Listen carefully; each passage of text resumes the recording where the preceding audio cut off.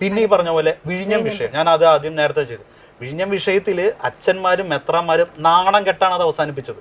കേരളത്തിന് മുന്നിൽ ഇത്രമാത്രം കേരളം മുഴുവനും, അതായത് കാത്തോലിക്ക സഭയിലായാലും ഇപ്പോൾ ലത്തീൻകാർ ഒരു സമരം നടത്തി കഴിഞ്ഞാൽ അതിനിപ്പോൾ സീറോ മലബാറും മലങ്കരയും എല്ലാവരും ഒരുമിച്ച് സപ്പോർട്ട് വരുന്നത് നമ്മൾ കണ്ടത് വിഴിഞ്ഞത്താണ്.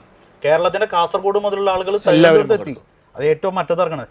ഇത്രമാത്രം ശക്തമായ ഒരു സമരം നടന്നിട്ട് കളിയാക്കി അതേ നാണം കെട്ട് തലയിൽ മുണ്ട് ഇട്ട് പോരണ രീതിയിലേക്ക് നമ്മുടെ വൈദികരും മെത്രാന്മാരും എത്തേണ്ടി വന്നത് സർക്കാരിന്റെ ഒരു കളിയാണ്. ഒറ്റ രാത്രി കൊണ്ട് അതായത് പൂട്ടേണ്ട അടുത്ത് അവർ പൂട്ടി. റിയൽ പൊളിറ്റിക്സ് കളിച്ചു. അതായത് ചതിയാണ്. അതായത് ഒരു ഭരണത്തിലിരിക്കുന്ന വ്യക്തികൾക്ക് എങ്ങനെ ചതിക്കാൻ പറ്റും? പണ്ടൊന്നും നമ്മൾ കാണാത്ത രീതിയിൽ പണ്ട് സമരം ചെയ്യുകയാണെങ്കിൽ സമരം ചെയ്യട്ടെ, അവർക്ക് സമരം ചെയ്യാനുള്ള അവകാശമുണ്ട്, സമരം ചെയ്യട്ടെ. പക്ഷെ ആ സമരത്തെ എങ്ങനെ പൊളിക്കാം എന്നുള്ളൊരു ചിന്തയിൽ അവരത് പൊളിച്ചു. അത് എത്രത്തോളം വിഷമം അവരിലേക്ക് ഉണ്ടാക്കി. അതിന് എക്സ്പേർട്ടാണ് അവർ സമരം പൊളിക്കുന്ന കാര്യത്തിൽ. തീർച്ചയായിട്ടും. കാരണം ഏറ്റവും കൂടുതൽ സമരം ചെയ്ത പാർട്ടി, ഏറ്റവും കൂടുതൽ സമരം ചെയ്ത മുന്നണി, സമരം പൊളിക്കാൻ അവർക്ക് ചെയ്യാൻ അറിയാം. അത് പൊളിച്ചു എന്നുള്ളത് അതിന്റെ ഒരു മുറിവും വേദനയും കേരളത്തിൽ എല്ലാ ക്രൈസ്തവർക്കും പ്രത്യേകിച്ചുണ്ട്. പക്ഷേ ഞാനിപ്പോഴും ഞാൻ ഈ പറയുന്ന വിഷയങ്ങളൊക്കെ എത്രത്തോളം ഈ ഒരു 2 ആഴ്ച കൊണ്ട് മാധ്യമങ്ങളിലോ ചർച്ചയിലോ വന്നിട്ടുണ്ടോ എന്ന് നമ്മൾ ശ്രദ്ധിക്കേണ്ടതുണ്ട്. മറ്റൊന്ന് വെച്ചാൽ ഈ പറഞ്ഞ പോലെ വന്യമൃഗശല്യം. ഞാനിത് പറയുന്നത് വെച്ച് കഴിഞ്ഞാൽ കേരളത്തിന്റെ ഒരറ്റം വരെ വന്യമൃഗശല്യത്തിന്റെ സമരം നടക്കുമ്പോൾ ഞാൻ പോയിട്ടുള്ളതുകൊണ്ടാണ്. ഈ പിതാക്കന്മാർ വെയിലും പിടിച്ച് ഈ കണ്ട സമരം ചെയ്യുമ്പോൾ അതിന് മുമ്പിൽ ഈ കണ്ട നല്ല നട്ടപ്പുറ വെയിലത്തൊക്കെ ആയിരിക്കും സമരം. നട്ടപ്പുറ വെയിലും കൊണ്ട് റിപ്പോർട്ട് ചെയ്യാൻ ഞാൻ പോയതുകൊണ്ടാണ്. പല പിതാക്കന്മാർ ആവർത്തിച്ച് ഓരോരുത്തരും മരിക്കുമ്പോൾ, വയനാടും ഇവിടെയൊക്കെ മരിക്കുമ്പോൾ അവരൊക്കെ പുറകെ പോയിട്ടുണ്ട്. പിതാക്കന്മാരുടെ പുറകെ ഓരോ വീടുകളിൽ പോയിട്ടുണ്ട്, സമരത്തിന്റെ പുറകെ പോയിട്ടുണ്ട്. അന്നൊന്നും ഇപ്പോഴും കാണാമല്ലോ, ശശീന്ദ്രൻ ആ ഒരു മന്ത്രി, ഒരു ഉപകാരമില്ല എന്ന് തോന്നിയ ഒരു മന്ത്രി ഇപ്പോഴും മത്സരിക്കുന്നു. ഞാൻ കഴിഞ്ഞ ദിവസം ഒരു പോസ്റ്റ് കണ്ടു, അത് അതിശയമൊന്നുമല്ല കേട്ടോ. പലപ്പോഴും അത് അദ്ദേഹത്തിന് അവിടെ പിടിച്ചു നിൽക്കാൻ പോലും കുറച്ച് ബുദ്ധിമുട്ടുണ്ട് എന്ന രീതിയിൽ. ഞാൻ ഈ പറഞ്ഞ പോലെ അല്ല, കുറച്ചുകൂടി ഇതായിട്ടാണ് അവർ പറയുന്നത്. എങ്കിലും ആ ഒരു പ്രായത്തെയാണ് പറയുന്നത്. എങ്കിലും അദ്ദേഹം ഭരിച്ച ആ ഒരു ഡിപ്പാർട്ട്മെന്റിൽ എന്തൊക്കെ പ്രശ്നങ്ങളുണ്ടായി, എന്തൊക്കെ ഇഷ്യൂസ്, എത്ര പേര് മരിച്ചു, എത്ര പേരെ ചവിട്ടിക്കൊന്നു, ഇത്ര നാൾ കാണാത്ത രീതിയിൽ സർക്കാരും ഈ പറഞ്ഞ മെത്രാന്മാരെല്ലാവരും പുറത്തിറങ്ങിയില്ലേ. സീറോ മലബാർ സഭയുടെ എല്ലാ മെത്രാന്മാരും വനം വകുപ്പിനെതിരെ അല്ലെങ്കിൽ വനം മന്ത്രിക്കെതിരെ ആഞ്ഞടിച്ചു. അദ്ദേഹം പറഞ്ഞു, എൻ്റെ ഡിപ്പാർട്ട്മെന്റ് എന്ന് പറയുന്നത് വന്യമൃഗമാണ്, ഞാൻ വന്യമൃഗങ്ങളെ സംരക്ഷിക്കുള്ളൂ എന്ന് അദ്ദേഹം തുറന്നു പറഞ്ഞതാ. അത്തരത്തിൽ മനുഷ്യത്വമില്ലാത്ത രീതിയിലേക്ക് ഒരു വകുപ്പ് തന്നെ മാറിയിട്ടുണ്ട്. ഇപ്പോഴും അദ്ദേഹം മത്സരിക്കുന്നു. അദ്ദേഹത്തിന്റെ പാർട്ടി പോലും അദ്ദേഹത്തിന് സപ്പോർട്ട് ചെയ്യില്ല, എതിരാണ്. എങ്ങനെ അദ്ദേഹം മത്സരിക്കുന്നു ഒന്ന് നോക്കണം. ആകെ 2-3 പേര് മാത്രമേ അദ്ദേഹത്തിന് സപ്പോർട്ട് ചെയ്തിട്ടുള്ളൂ, അദ്ദേഹത്തിന്റെ പാർട്ടിയിൽ അല്ലെങ്കിൽ ആ ജില്ലാ ഘടകത്തിൽ പോലും. എങ്കിലും അദ്ദേഹം മത്സരിക്കുന്നു. അപ്പൊ മെത്രാന്മാർ നാണം കെട്ട്, ഞാൻ പിതാക്കന്മാരോട് നേരിട്ട് ചോദിച്ചിട്ടുണ്ട്, ആവർത്തിച്ച് നിങ്ങൾ സമരമുഖത്തുണ്ട്, ആവർത്തിച്ച് ഈ ഒരു സമരം ഉണ്ട്, എന്നിട്ട് പോലും സർക്കാർ വന്യമൃഗ ശല്യമാണോ മെത്രാന്മാർ സമരം ചെയ്യുന്നു, ഞങ്ങൾ നോക്കാം എന്നൊരു വാക്ക് പോലും പറഞ്ഞിട്ടില്ല, തിരിഞ്ഞു നോക്കിയിട്ടില്ല. തികഞ്ഞ അവഗണനയായിരുന്നു മെത്രാന്മാർ. ഇപ്പോഴും ഈ കഴിഞ്ഞ AKCC സമ്മേളനം 1 ലക്ഷം പേരോളം അടുത്ത് കണ്ണൂര് വലിയൊരു സമരം. മുഖ്യധാര മാധ്യമങ്ങൾ ആരും തിരിഞ്ഞു നോക്കിയിട്ടില്ല. കാരണം സമുദായ സംഗമത്തിൽ ഏറ്റവും ശക്തമായ കാര്യമായിരുന്നു കണ്ണൂർ AKCC. അത്രമാത്രം ജനം ഉണ്ടായിരുന്നു, ഇത്രത്തോളം. കാരണം ജനം നമ്മൾ ഈ കഴിഞ്ഞ നാളുകൾ കണ്ടിട്ടില്ല. അത്രയും ആളുകൾക്ക് ഈ ഒരു ഭരണവിരുദ്ധ വികാരമുണ്ട്. അല്ലെങ്കിൽ അവര് കർഷകർക്ക് എങ്ങനെയെങ്കിലും അവര് വന്ന് പറയുന്നു, അവിടെയും ഈ ഒരു വിഷയം വരുന്നു. കേരളം മുഴുവനായി തീർച്ചയായിട്ടും. പിന്നെ ഈ ഒരു ന്യൂനപക്ഷ വകുപ്പിന്റെ പിന്നെ ഒപ്പം ഹിജാബ് വിഷയം, ഒരു കന്യാസ്ത്രീയെ പരസ്യമായി അവഹേളിച്ച ഒരു മന്ത്രി അദ്ദേഹം ഇപ്പോഴും മത്സരിക്കുന്നുണ്ട്. ആ ഒരു ഹിജാബ് തലയിലിട്ട ഒരു കന്യാസ്ത്രീ ഈ ഹിജാബിനെ എതിർക്കുന്നു എന്ന രീതിയിൽ, ശിരോവസ്ത്രം ഇട്ട ഒരു കന്യാസ്ത്രീ അത്രത്തോളം എതിർത്ത ഒരു മന്ത്രി ഇപ്പോഴും ഇതുണ്ട്. പിന്നെ അല്ല, ഞാൻ ക്രൈസ്തവ മേഖലയും കൂടി വെച്ച് നോക്കുമ്പോ ക്രൈസ്തവർ ഇപ്പൊ മുനമ്പത്ത് എന്താണ് സംഭവിച്ചത്? മുനമ്പത്ത് സംഭവിച്ചത് ഇപ്പോൾ ഞാൻ പലപ്പോഴും സഭാധികാരികൾ പക്ഷെ എത്രത്തോളം പറയുന്നില്ല. കാരണം പക്ഷെ നമുക്ക് ഇപ്പോൾ ആ മുനമ്പത്തെ വിഷയവുമായി ബന്ധപ്പെട്ട് കഴിഞ്ഞ ലോക്സഭ ഇലക്ഷൻ മുതൽ പുറകിൽ നിന്നിരുന്ന എന്നെ സംബന്ധിച്ചോളം മുനമ്പത്തെ സംബന്ധിച്ചിടത്തോളം നിലവിൽ 3 മുന്നണി ഞാൻ പറയുന്നില്ല. കാരണം കോൺഗ്രസിന് നിലവിൽ ഒന്നും ചെയ്യാൻ പറ്റില്ല. കാരണം കേന്ദ്രത്തിലും അവർ ഭരണത്തിലില്ല, ഇവിടെയും ഭരണത്തിലില്ല. അവർ ഭരണത്തിൽ വരാണെങ്കിൽ അവർ ചെയ്തില്ലെങ്കിൽ തെറ്റാണ്. നിലപാട് സ്വീകരിക്കായിരുന്നു. പക്ഷേ എങ്കിലും VD സതീശൻ പറയുന്നു 10 മിനിറ്റ് കൊണ്ട്, ഇപ്പോഴും കൊടുത്തിരിക്കുന്ന ഉറപ്പാണ്, ഞങ്ങൾ ഭരണത്തിൽ വന്നാൽ 10 മിനിറ്റ് കൊണ്ട് മുൻപം വിഷയം തീർത്തു തരും. 10 മിനിറ്റ് കൊണ്ട് തീർക്കാവുന്ന കാര്യമുള്ളൂ സർക്കാരിന്. അവര് 400 ചില്ലാനം ദിവസം സമരത്തിൽ 14 ദിവസം കേന്ദ്ര സർക്കാർ കളിച്ചു. BJP ഇന്നും അവിടെ സമരത്തിലിരിക്കുന്നുണ്ട്. BJP കൂടി അവിടെ കാണാം. അത് പുറത്ത് വേറെ BJP കൂടെ. പക്ഷെ ആ BJP കൂടി എന്തിനാന്ന് കൂടി ചിന്തിക്കണം. മുനമ്പത്തിന്റെ പേരും പറഞ്ഞ് ലോക്സഭയിലും രാജ്യസഭയിലും വഖഫ് ഭേദഗതി ബിൽ പാസ്സാക്കി. അവിടെ വളരെ വികാരാധീന അമിത്ഷാ പോലും മുനമ്പം എന്ന് പറഞ്ഞിട്ട് നമ്മളെ കരഞ്ഞു പോകും. അത്രമാത്രം വികാരാധീനനായ അദ്ദേഹം മുനമ്പത്തിന്റെ പേരും പറഞ്ഞ് വഖഫ് ബിൽ പാസ്സാക്കി. അതിനുശേഷം മുനമ്പത്തിന് എന്ത് കിട്ടി? മുനമ്പത്തിന് എന്ത് കിട്ടി? രാജ്യത്തിന് മൊത്തം കിട്ടുന്ന ഒരു സെക്ഷൻ 40A ഇനി ഒരു ഭൂമി ഏറ്റെടുക്കണമെങ്കിൽ കുറച്ച് നേരിട്ട് അവർ അറ്റാച്ച് ചെയ്യാൻ പറ്റില്ല. പക്ഷെ മുനമ്പത്തുകാർക്ക് ഇപ്പോഴും കിട്ടിയിട്ടില്ല. അതിനുശേഷം 2 മന്ത്രിമാര് ഏറ്റവും കൂടുതൽ റവന്യൂ അവകാശങ്ങൾ പുനഃസ്ഥാപിക്കുക എന്ന ആവശ്യം വെച്ചാണ് മുനമ്പക്കാർ സമരം ചെയ്തത്. റവന്യൂ മന്ത്രി ആദ്യമായി കാലുകുത്തുന്നത് ആ സമരം അവസാനിപ്പിക്കുന്ന ദിവസമാണ് അവിടെ. പി രാജീവ്. ഈ 2 മന്ത്രിമാർ വന്ന് അവസാനിപ്പിച്ചു. എന്തുണ്ടായി? കരടയ്ക്കുന്നുണ്ട്. ഇപ്പോഴും അവർ കരടയ്ക്കുന്ന ആർക്കാന്ന് അവർക്കറിയില്ല. വേറെ ഒന്നും ചെയ്യാൻ പറ്റില്ല. വേറെ ഭൂമിയിൽ എന്താ ചെയ്യുന്നു? ഈ വിഷയങ്ങൾ ഇപ്പോഴും അവർക്കറിയില്ല. അവരെന്തിനാ സമരം നിർത്തിയെന്ന് പോലും എനിക്ക് തോന്നുന്നു അവിടുത്തെ സാധാരണ ജനങ്ങളെ സംബന്ധിച്ചോളം അവർക്ക് ഇപ്പോഴും അറിയില്ല ഞങ്ങൾ എന്തിനാണ് സമരം നിർത്തിയത്. 600-ലധികം വീടുകളുണ്ട് 100 പക്ഷേ അവിടെ ഒരു ചതി നടന്നിട്ടുണ്ട്. ചതി ഒരു പക്ഷേ കഴിഞ്ഞ ചെറിയ ചതിയൊന്നും അല്ല, തദ്ദേശീയ തെരഞ്ഞെടുപ്പിന് തൊട്ടു മുമ്പാണ് ഇവരെ സമരം അവസാനിപ്പിക്കുന്നത്. അന്ന് നൽകിയിരുന്ന ഉറപ്പ് ഇന്നും പാലിക്കപ്പെട്ടിട്ടില്ല. മുനമ്പത്ത് ഈ വിഷയവുമായി ബന്ധപ്പെട്ട് തെരഞ്ഞെടുപ്പിൽ ആരും ഒന്നും പറയുന്നില്ല എന്ന് വെച്ചാൽ ഞങ്ങൾ പോയതാണ്. ഞാൻ പോയി നേരിട്ട് കേട്ടത് കൊണ്ടാണ് ഞാൻ ഇത് പറയുന്നത്. മുനമ്പത്ത് ഇതുവരെയും കാര്യങ്ങൾ സംഭവിച്ചിട്ടില്ല. അവർക്ക് അവരുടെ ഭൂമി കിട്ടിയിട്ടില്ല. അതും വലിയ ചർച്ചയല്ല. ഈ ഇലക്ഷനും ചർച്ചയല്ലല്ലോ. അല്ല, ഈ ഇലക്ഷനും ചർച്ചയില്ല. എന്താണ് സംഭവിക്കുന്നതെന്ന് അറിയില്ല. അവരിപ്പോഴും പാവങ്ങള്. അവരെ സംബന്ധിച്ചോളം ആരെയും ചതിക്കപ്പെട്ടിട്ടുണ്ട്. പക്ഷേ അവർക്ക് ആരെയും പിണക്കാൻ പറ്റില്ല. കാരണം സർക്കാരിനെ അവരുടെ കാര്യം നിർത്തിയും, കാരണം അവരുടെ കിടപ്പാറ് നമുക്ക് ഇവിടെ ഇരുന്ന് ചിലപ്പോൾ ഒരു പക്ഷേ കുറ്റപ്പെടുത്താം. പക്ഷെ അവരെ കുറ്റപ്പെടുത്താൻ പറ്റുന്നില്ല. കാരണം സർക്കാരിനെ അവരുടെ കാര്യത്തിൽ ചെയ്യാൻ പറ്റും. ഒന്നെങ്കിൽ കേന്ദ്ര സർക്കാർ, അല്ലെങ്കിൽ കേരളം ഭരിക്കുന്ന സർക്കാർ. ഇവർ ചെയ്യണം. അതാരായാലും ചതിക്കപ്പെട്ടാലും വീണ്ടും ചതിക്കപ്പെട്ടാലും ആ ജനത്തിന് എനിക്കൊരു പക്ഷേ നീതി കിട്ടും. കാരണം അവർക്ക് ഒരു പക്ഷേ ഈ ഭരിക്കുന്ന പാർട്ടിയെ പറ്റില്ല. ഇത്തരത്തിൽ ഞാൻ പറഞ്ഞ കഴിഞ്ഞ ഒരു 5 വർഷം ഇതിനു മുമ്പ് ക്രൈസ്തവ 10 വർഷം എങ്കിലും 5 വർഷം കൂടുതൽ ഞാൻ പറയാണ്. ഈ 5 വർഷം ഇതിനു മുമ്പ് കേരളത്തിലെ ക്രൈസ്തവർ സമരമുഖത്ത് ഇത്രമാത്രം നിന്നിട്ടില്ല. സമരമുഖത്ത് കേരള ക്രൈസ്തവർക്ക് ഇത്രമാത്രം നിൽക്കേണ്ടി വന്നിട്ടില്ല. അത്രമാത്രം കൂടുതൽ കഴിഞ്ഞ 5 വർഷം നിന്നു. എന്തേ ആ ഒരു ഭരണവിരുദ്ധ വികാരം ഇവിടെ ഇല്ലേ? ഇപ്പോൾ